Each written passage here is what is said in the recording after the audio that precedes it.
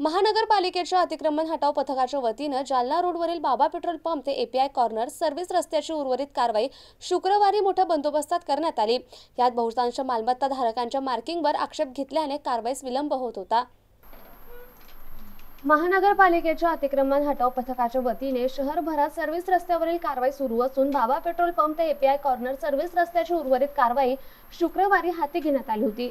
यासाठी मोठा फौजफाट्यासह अतिक्रमण पथक, पोलीस पथक सकाळीच आकाशवाणी मोंढा नाका परिसरात दाखल झाले होते। यावेळी बहुतांश मालमत्ता धारकांनी मनपा प्रशासनाकडून करण्यात आलेल्या मार्किंगबाबत आक्षेप घेतला। जालना रस्त्यावरील बहुतांश आस्थापना, दुकाना, इमारती कायदेशीर अधिकृत असल्याने त्या नागरिकांनी न्यायालयात धाव घेतली होती। यावेळी मनपा प्रशासनाकडून त्यांना वेळ दिला होता। मोंढा आकाशवाणी 7 हिल परिसरातून कारवाई पुढे एपीआय कॉर्नर पर्यंत करण्यात आली। यासाठी मनपा अतिक्रमण पथक दोन्ही बाजूंनी कारवाई करत होतं।